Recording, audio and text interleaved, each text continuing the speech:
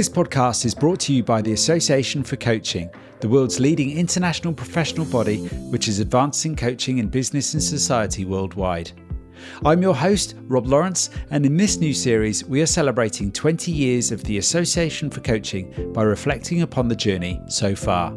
I meet with founders, coaches, leaders and members who contributed to the AC's journey to learn more about their experiences with coaching as part of our global community.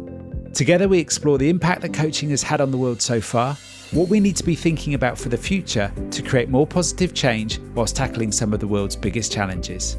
Each week, you'll hear how coaches are working and collaborating as a global community together to advance coaching worldwide.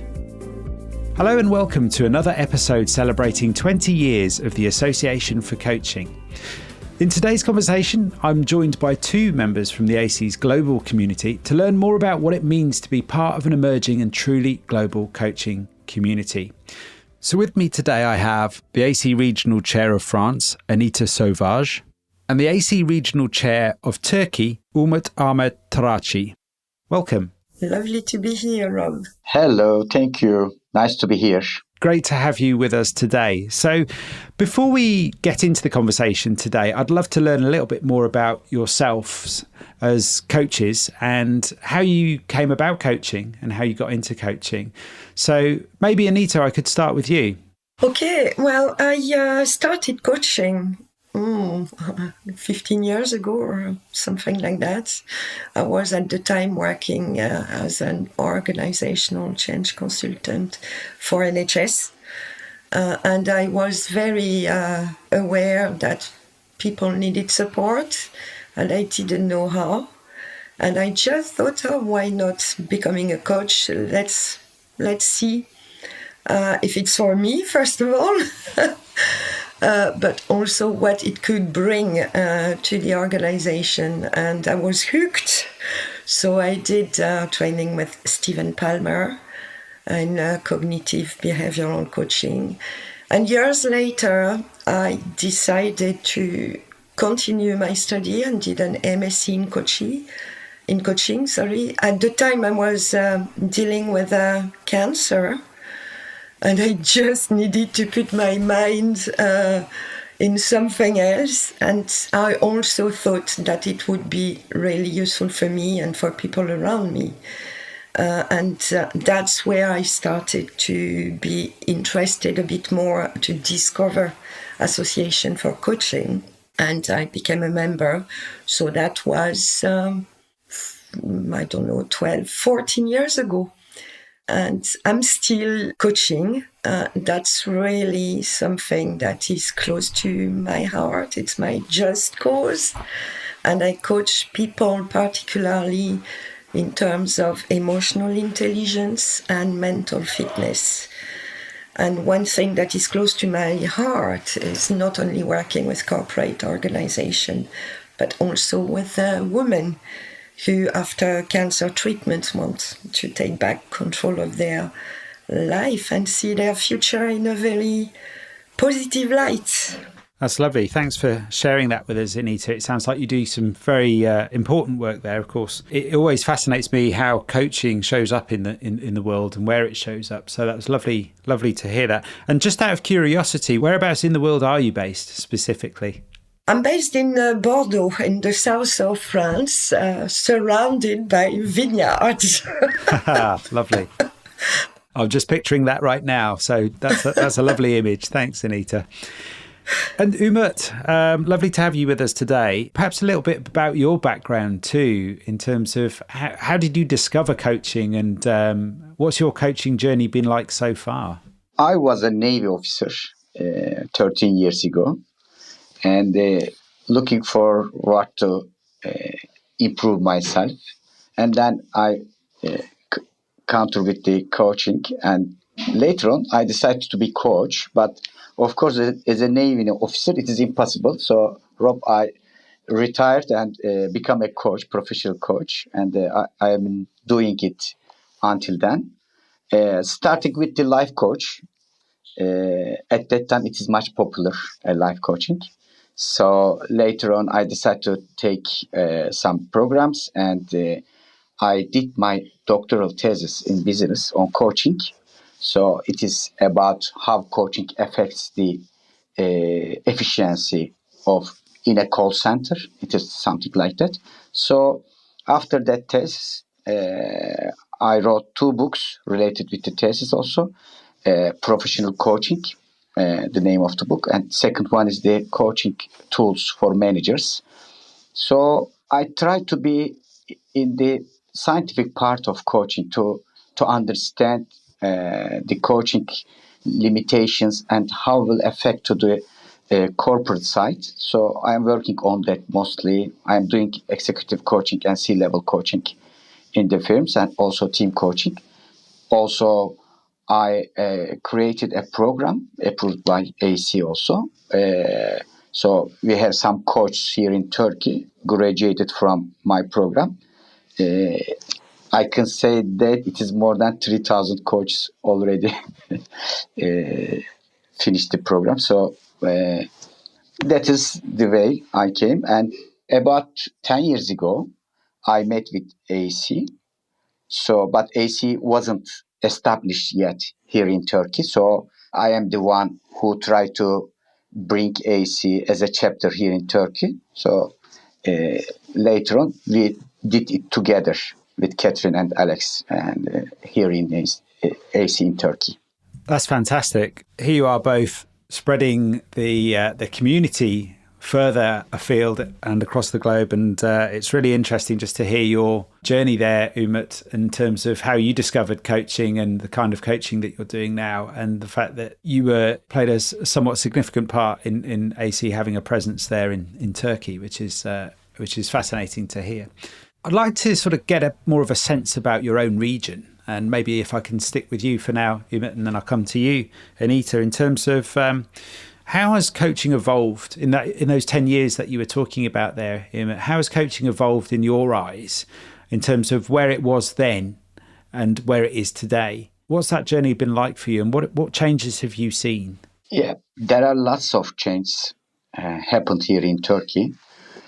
First of all, 10 years ago, Rob, let's say 10% of the 1,000 firms are using coaching. Now it is 80%. So it really changed a lot. As far as I know, all the firms here in Turkey, the good ones, let's say, using coaching as a part of their managing and leadership improvement. Sometimes from in-house, sometimes from professional help they are using. Also, they are taking some trainings here in Turkey. So what I can say in totally, coaching become a real and important part of manager skills, leadership skills. So it is a really huge improvement here in Turkey, I can say that. And what else? Here in Turkey, most of the people who is working as a white collar knows coaching. So it means really maybe 20 million people knows about coaching. This is one of the achievements that we together, not only AC but ICF and EMCC all together, manage this understanding here in Turkey. Also, our government decided and declared that coaching is a professional here in Turkey. So in 2013, Rob, here in Turkey, coaching become a professional act. So you can open your store as a coach. You can open your website as a coach. It is really brings us the free area, free habitat to become a coach. So also there are more than 100,000 coaches here in Turkey. Maybe it is strange to hear too many coaches around here in Turkey, but yes, it is. So it is a well-known program now at the moment here in Turkey. These are the improvements, let's say, for the last 10 years. That's a fascinating insight. And if I could dig a little bit further, I'm really curious now in terms of how that has evolved and in a relatively short period of time. I mean, that's quite amazing. You also remind me there of the fact that how coaching is seen by the world, and the fact that it's now recognised as a bona fide profession in Turkey by the government there. That's really interesting to see.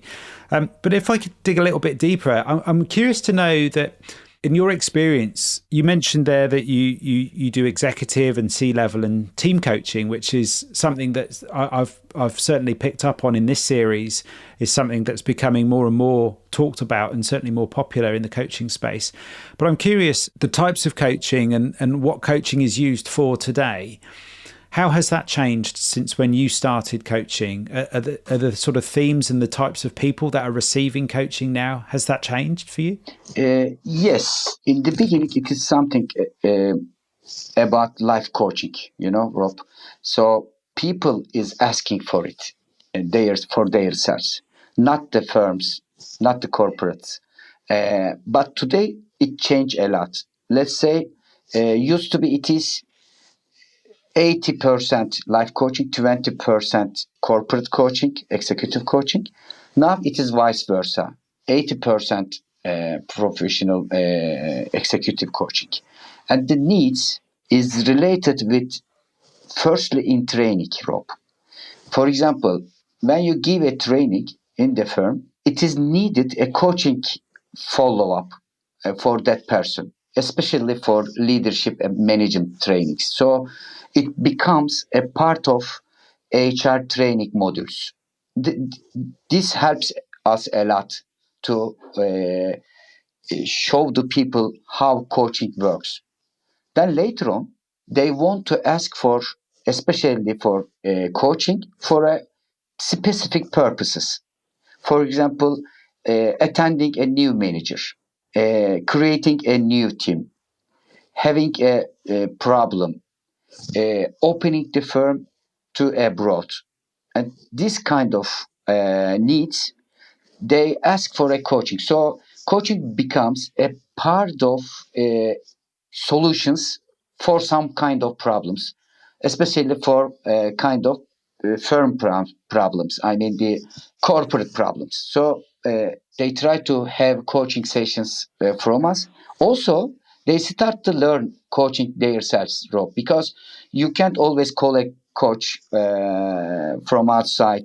So you need some coaching sessions inside the firm. So here in Turkey, there are more than 50 firms. I know there are some coaches just working in the firms on behalf of that firms. So it comes like that during the time. That's really interesting, and I really appreciate that inside view there, Umut. May I come to you now, Anita, and ask similar questions, really, in terms of, what changes have you seen from your perspective in the last 10 to 20 years in that same sort of time frame, in terms of how coaching is used, but also just more broadly, how coaching is perhaps seen? It's a bit different for me because actually I learned coaching and I became a coach. I was based in UK at the time. I was living in Scotland. I've been there for 20 years. And I recently moved to France. Well, recently, 3 years ago.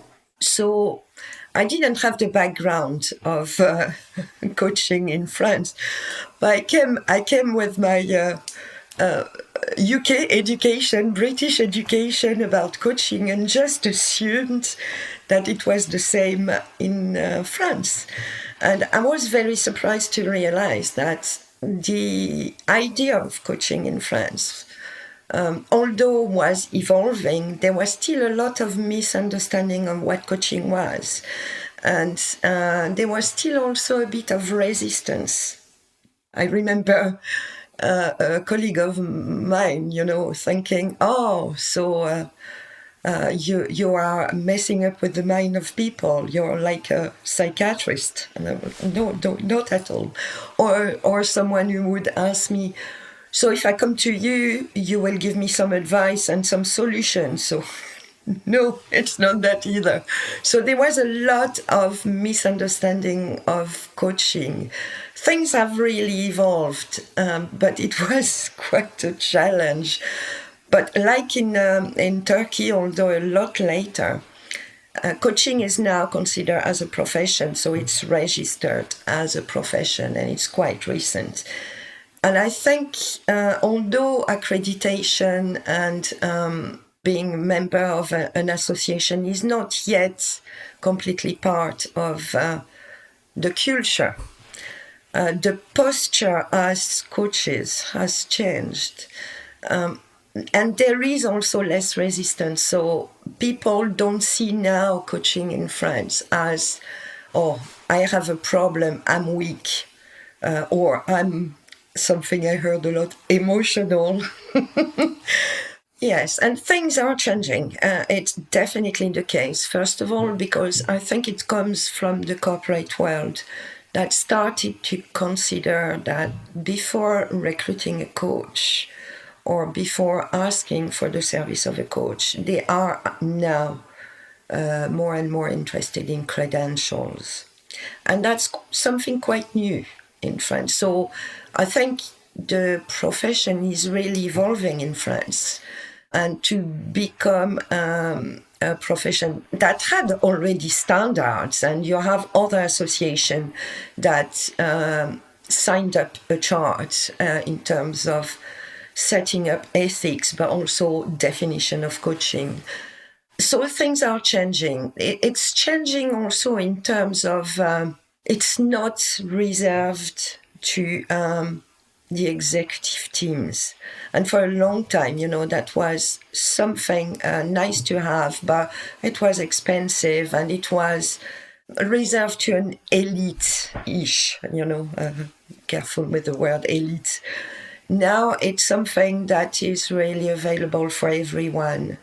And I think COVID has really also changed a lot the perception of coaching. That's something I can have that will really support me in feeling better, in understanding more about myself, and in being a more carer for my team. So things are really still in their infancy, but evolving in the right direction. That's fascinating, Anita. What I was hearing in there is a number of themes that have come through already in this series, celebrating 20 years of the Association for Coaching. And it's interesting in those 20 years how things have changed in terms of the perception of coaching, but also what coaching is being used for. And it's really interesting too that you touch upon some of the themes that are almost specific to your region, but also I'm hearing from other parts of the globe as well, which is in terms of actually the access to coaching changing, and more people actually feeling that it's not something that they would necessarily go to because they've got a problem now, but perhaps because of a goal or some kind of objective that they have a positive objective that they have in mind. If I could just stick with you, perhaps, Anita, you touched upon how you were surprised when you arrived in France, how different things were. And I'm curious to know from your point of view, where you see some of the challenges today in 2022 from a coaching perspective. It sounds like there's always progress to be made, and I'm curious as to, from your point of view, where those areas of progress are, or what the focus is at the moment. The main challenge is really around the standard. You have so many, like in Turkey, we have lots of people calling themselves coaches.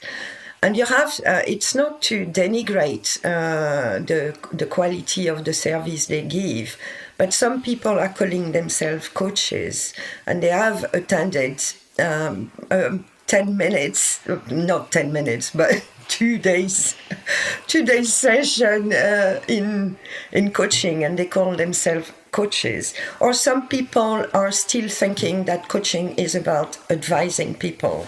So you see lots of people calling themselves coaches, and I'm questioning also the standard on that. I think that is the main challenge. Is you have also now a lot more in France a lot more schools of coaching, and it's also now in university, so you can do a degree in coaching, and that is also making the profession evolving in the right direction, so there is a better understanding.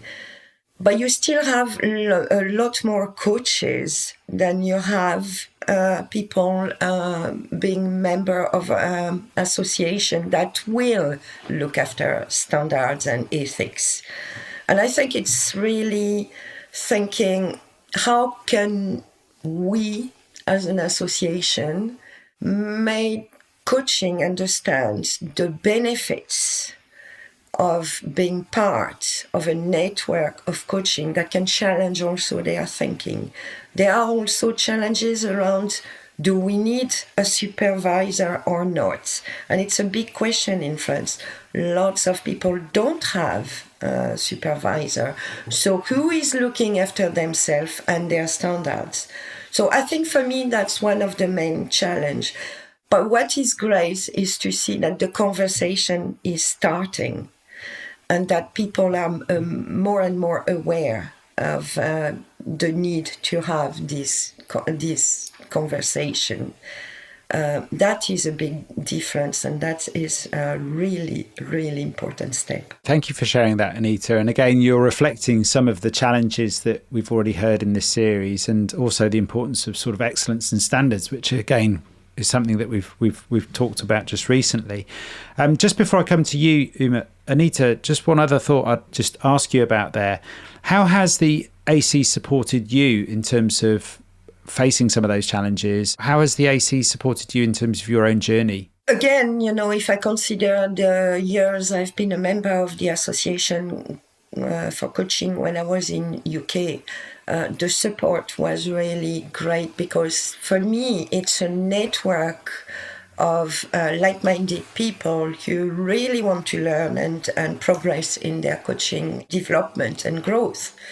So for me, having access to these platforms that will help me grow my business, grow my knowledge, support me with supervision, has been really a tremendous help.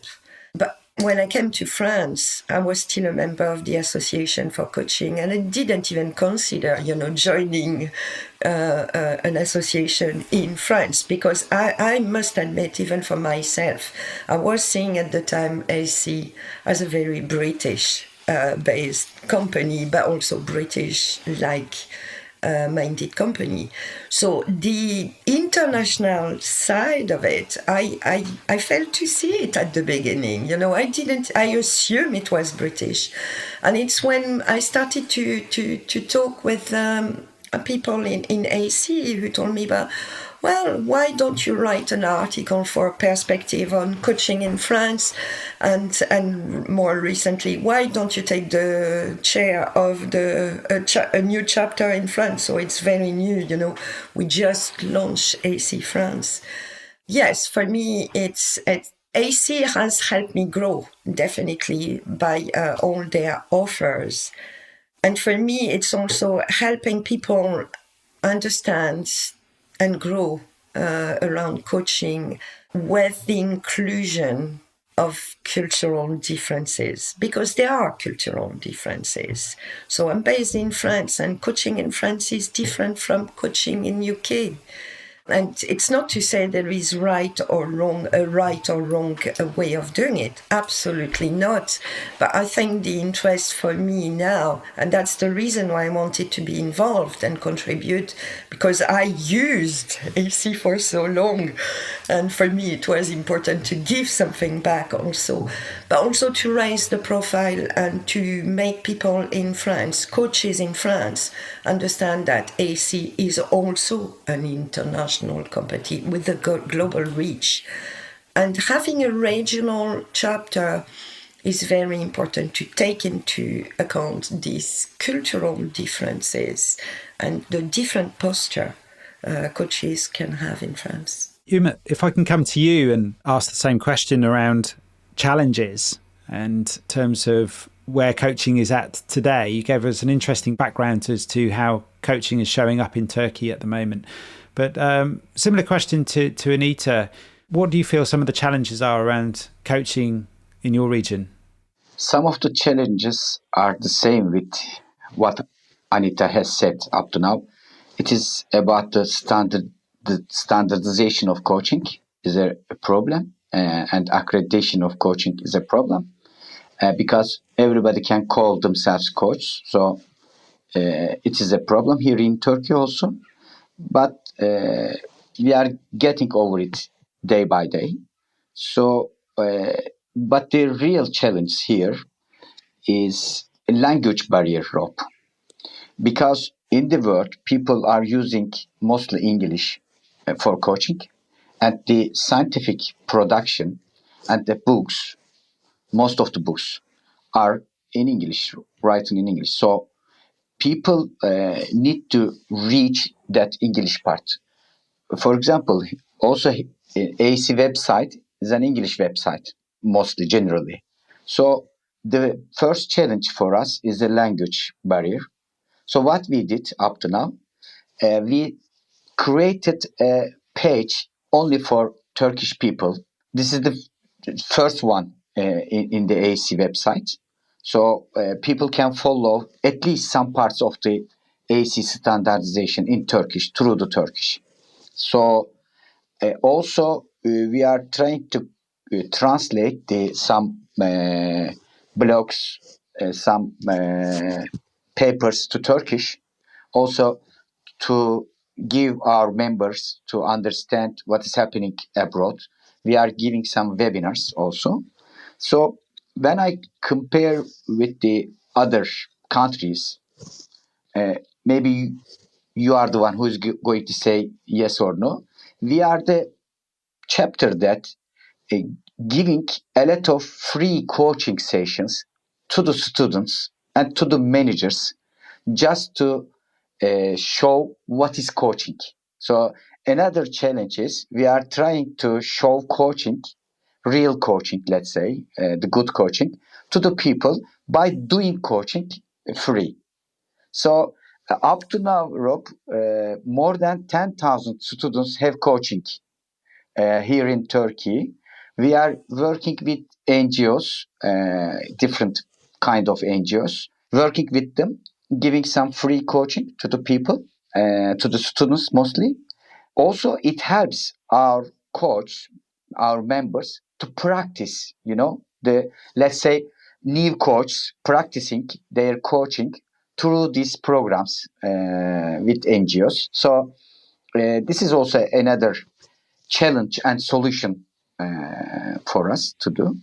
And another problem, I think, here in Turkey, our client can't find any place to protect their rights, Rob. Turkish clients don't go anywhere. If you met with a, let's say, in the parentheses, bad coach, who's going to show it? Who's going to say about it? Because there is no entity you are going to ask for it. So if it is his or she's our member, it's okay. They come to us. But if it is not, they can't go anywhere. So AC is doing very well as an entity here, saying that this is the good coaching, this is not a good coaching, So and the client come to us and say something about his or her coach. So this is a huge need here in Turkey for the client part. So I can say this kind of things are the challenge for us. We can say different according to the other countries. If I may jump on that, you're absolutely spot on, Umut, in terms of the language. And I think that was also something in France. I think there is the new generation learn English, and it's part of their education. People of my generation, language barrier is still quite important. So last year I contributed to translate some of the AC website pages in French. And it was clear that although they could access it and they could understand the different membership, most of the people who answered our French survey, or most of the people who were interested in being a contributor to AIC chapter, and I have a great team, by the way, fantastic, dedicated team. We do all our work in English when we have our meeting with the team. And it was really more, the access was more for English-speaking people, coaches or non-coaches. And that's the reason why we thought, okay, if we want to reach also more coaches in France, it's important that we consider the language element. So even when we did the launch, we did several sessions, some in English, some in French, and we didn't have the same population coming to both. So I think the language, it's spot on, Umut. It's really extremely important to take that into account if we want also to develop this professional standard and make AAC have a global reach, a proper global reach in different parts of the world. That's a fascinating insight, and it's a really rich picture that you've both described there in terms of how far we've come, but still how far we have to go from an international perspective, but also from a cultural perspective. And there's a lot that we need to consider in terms of standards, governance, and also respecting people's rights, but also giving people the opportunity, or rather the accessibility, to your point there about language, and Anita there about the fact that a lot of this is done in English, and in many respects there is a risk there, I suppose, of excluding a large number of people. But then again, that's the other side of it. There's an opportunity there where we can take coaching in order to reach those people. So it sounds like there's a lot of scope there for opportunity, which leads me on to my next question, which I'm sort of eager to ask. Given all of that you've just kindly shared with us, where do you see the opportunities? What do you think we could be thinking about, or what could be done going forwards into the future? For me, the future, it's the new generations. I think, in France, there is, I think some French compatriots may not agree with me, but there is an obsession about education in France, and that's for me an opportunity to get there and be able to offer, for example, accreditation in French. We have a long way to go because, remember that our teams in the different chapter, they are doing it. It's a volunteering work. So it's a big job to do all the background work and translation. But I think there is a real opportunity for the students to make them more aware of the benefits of accreditation. Not only the study that they will do in university or in a coaching school, and we have lots of them now in France. Actually, there was a joke a while ago saying we have more coaching schools than we have people accredited as coaches. And it's finding the right one, as you mentioned, Umut, what are the ones that bring really meaning to coaching and standards and ethics that are, helping you get to this coaching excellence, excellence of standard excellence we are talking about. So for me, the new generation and the students are really an important element. So students, it's really an important part of making coaching professional standard growing in the right direction. I think the corporate world too, at the moment, we tend to try to reach international companies that have offices in France, simply because, again, of the language. And more English is a second language in France. So, you can see the progress that is made on that. But there is a French difference, so it's important to keep that in mind and to be able to offer in the future accreditation in France. How we'll get there? It's a long work to go, a long way to go. But I think it will happen. I do believe that, and I think it's that. It's about our whys. Why are we doing that? Because we believe in it, and we believe also that we can spread the word and bring even more success to not only AC but to coaching in general. So that's where I see the future. It's the future generation. For a very long time, I will not even talk about other people. I will talk about me. I could see in front of me someone who was 25 and telling me I'm a coach. And I was thinking, you don't have the experience to be a coach. You need to reach a certain maturity. So I had this massive bias in my mind. But that was from a generation where, when I was young, the idea of coaching, although my mom was coaching me, coaching wasn't a profession. Now, young generation can study coaching in schools and in university. So what is it that, who am I to say that because you're 25, you can be a coach? No, there is a real evolution here for those who have the opportunity to be trained. So that's the future generation, and that starts with definitely for me the student, but also this corporate world where the new generation again wants meaning in their life, wants meaning in their professional life, and see coaching as also a real step to get there. That's a really nice reminder there, Anita, about the younger and the future generations and how coaching is going to become almost a natural part of their lives, perhaps by the time that they evolve and become professional. And as you say, we've got a long way to go in terms of the accreditation, and it's unclear what that path will be, but there's a desire for it. And to your point there, we believe in it. Umut, if I could come to you, I'm just curious as to sort of your view on what Anita's sharing with us.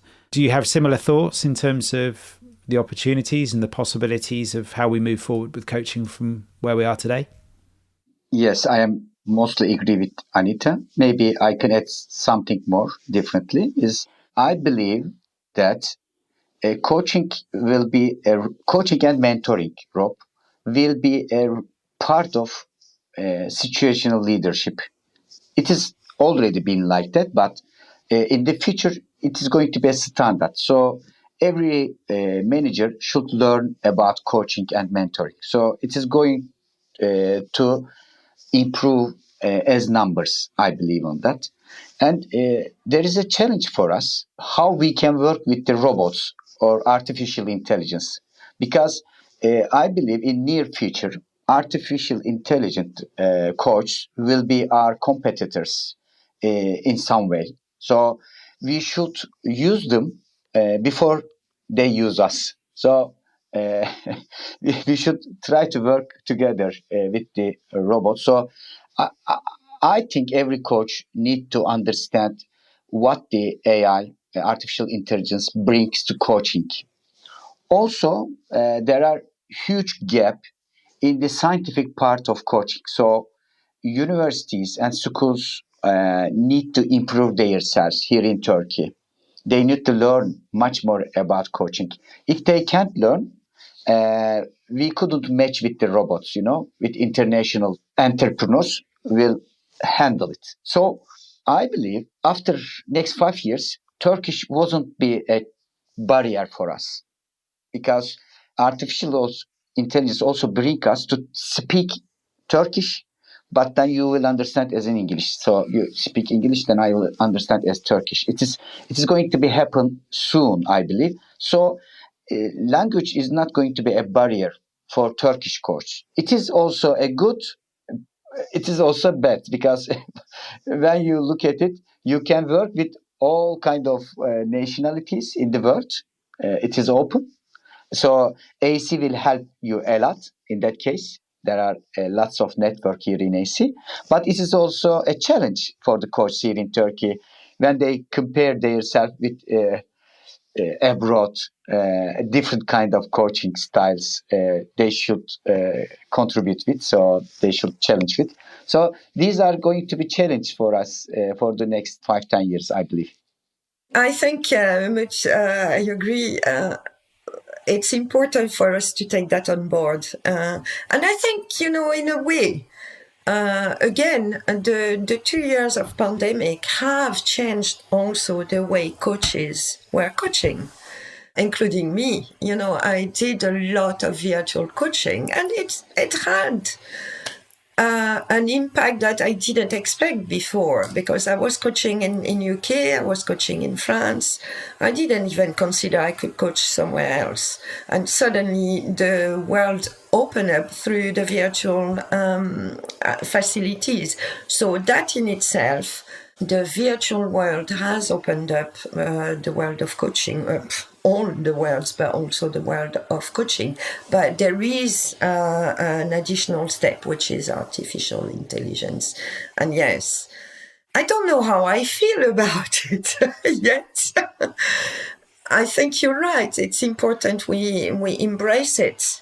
But I still, maybe that's my generation, I still believe that, yes, artificial intelligence coaching exists already. How much of it is useful and how much of it can be harmful for the person? So I think the human factor to assess the well-being of a person, how do we do that? And that's not a concern, well, not a worry, but maybe a concern and something we need to be very aware of. I need to be very aware of. And I don't know how I feel yet about it, but you're right. It's about evolving and embracing everything we can around coaching. I'm not there yet. We had a long series about technology in coaching earlier this year. Even since then, things have evolved and things are still evolving. So the technology space is certainly an interesting one, and how that's going to interact with coaching, which is in some sense a very sort of creative and human endeavour, remains to be seen, I think. And there's probably benefits there, but how we actually bring those two worlds together, I think, is something that more conversations for another time, I'm sure, we can get into in terms of the coaching side of things. Yeah, it's reaching the artificial intelligence and the emotional intelligence. Where is the second factor in it? Exactly. Coming back to your own journeys, Umut, maybe I can begin with you again. I'm just curious, is there a particular standout moment, or have there been any standout moments for you during your experience of coaching that really remind you of the impact of coaching? Yes, for myself, when I took coaching from some professional coach, I learned how to give feedback to myself, Rob. So this is maybe the first time that I encountered with myself in reality, and to understand myself that much clearly. So I got the idea why coaching called as a mirror, reflective mirror. So I feel that one in my coaching session. So later on, I decided to be a coach. And here in Turkey, there are millions of young people who are the one needed coaching to understand who they are, what their abilities, what their values, and what they want. So we as a coach should reflect them to teach them their values, their abilities, their needs, and their goals. So it is a really huge way to go for us. So this is affecting me a lot. This is when I think about that, I am feeling that, okay, I have to work in coaching, and I want to be a part of coaching, because I myself lived this powerful energy by coaching, understanding myself. So what I am aim is to teach people how to do that, or to coach people how to understand themselves. So this is the reason I became a chair of AC here in Turkey, to bring a good team, just to make coaching a good professional, and to be understood by all the young people, and to look themselves clearly like me. That's a really nice thought. I appreciate that. Thank you, Umut. And Anita, for you, how about you? I mean, you've done some very interesting and very important work by the sounds of things.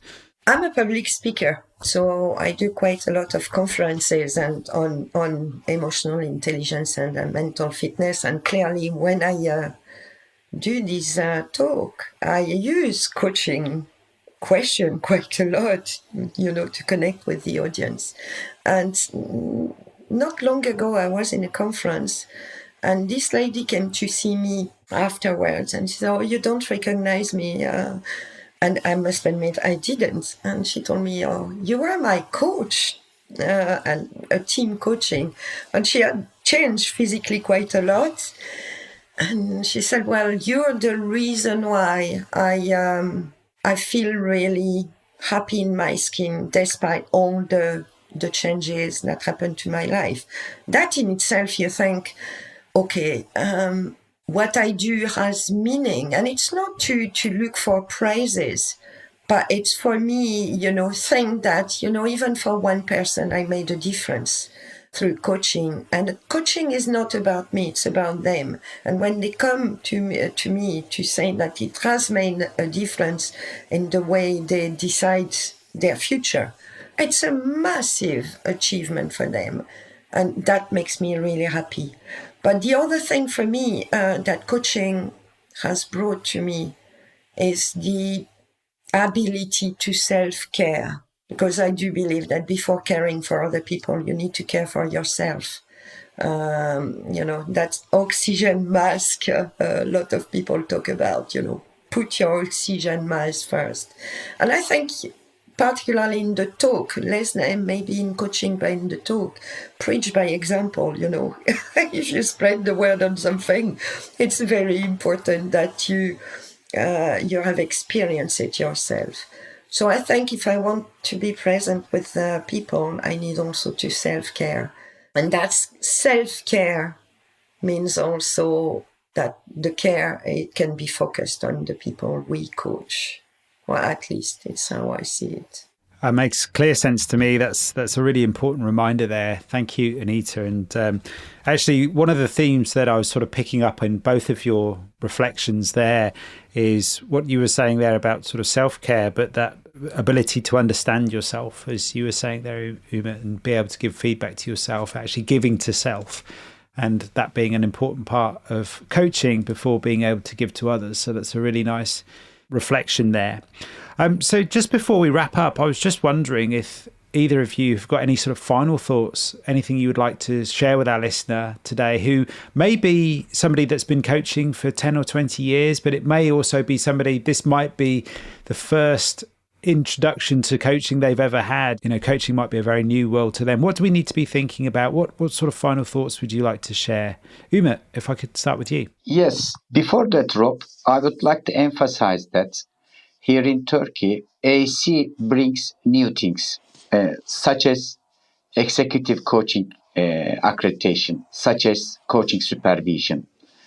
So I like to mention that before going to your questions. And also, thank you. I want to thank you, if it is okay, my colleagues here in Turkey, because we are working on behalf of coaching for the last 10 years together. Meral, Kutsal, Ruhan, Günay, Nurdan, and Banu. So our team is really hard working for the last 10 years on behalf of coaching, just helping coaching.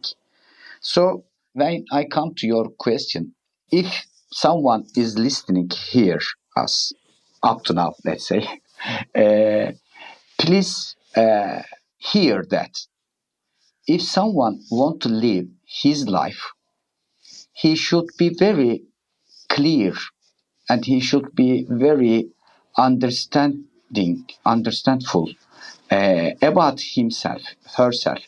Then he is going to forgive what he did last years. So coaching is something about, if you decide something with coaching, in the future, when you get older, you can forgive yourself, because coaching will help you to do right things for your life. So please a part of coaching as a client or as a coach, and help people to create their own life with coaching. Lovely. Thank you, Umut. Anita? Whether you're a coach or you really would like to become a coach, there is one thing that is really, for me, essential, is being part of a community. There is nothing that says that you need to do it alone. And I think that's something that Association for Coaching brought to me, and that's also the reason why we are doing it in France too, is to say you're not on your own. You can connect and you can be part of a community that will help you grow, but can help you also, can support you, or you can support people and you can learn new things together. So this sense of community is crucial, because we learn from other people constantly. And it's very important to share with someone. So, very selfishly, if you're out there in France and you're a coach or you want to become a coach, come and join us. Please join us. We're at the beginning of this great adventure. And, we are there for you and you will be there for us. That's great. And that very neatly invites me to ask you where our listener can reach you, where the best place is for our listener to be able to reach out to you. Having heard you speak today in our podcast conversation, it may be that our listener would love to get in touch with you. Maybe they're in your region and they would like to connect with you. So, Anita, if I could begin with you, where's the best place for our listener to connect with you? The best place is LinkedIn. We have started a group on LinkedIn, so you can request to join AC France and we'll get in touch with you. That's great. Thank you, Anita. And Umut? Yes, Rob, it is the same as Anita. LinkedIn page, they can find me. Also in LinkedIn page of Association for Coaching Turkey chapter, they can reach to us. Also, we can be in contact with AC Connect web page, inside the web page, as members know. So we can come together through that links. That's great. Thank you, Umut. And for our listener, we'll put all of the links in the show notes for this episode on the associationforcoaching.com's website. So just go and find the podcast there and look for this episode and you'll find the links to both Umut and Anita. So it's been a wonderful conversation. It's been very insightful and some really, really interesting thoughts and ideas there that you've kindly shared with us from all of your experience today. So Umut and Anita, I'd like to thank you for joining me today. Thank you, Rob, for giving us this opportunity. Thank you very much. Yeah, thank you so much, Rob and Umut, because it's an opportunity. It's a great platform to share actually and see differences and also a lot of things we have in common. So that was a brilliant opportunity. Thank you so much, Rob. Thanks for listening to another podcast by the Association for Coaching. I'm Rob Lawrence. For 20 years, the AC's purpose has been to inspire and champion coaching excellence, advance the coaching profession, and make a sustainable difference to individuals, organisations, and societies worldwide. To find out more about the Association for Coaching and our member benefits, follow us on LinkedIn or explore our website at associationforcoaching.com. You can keep up to date with our latest podcast episodes, enjoy the wealth of digital learning offerings, and gain insights from our Coaching Perspectives magazine.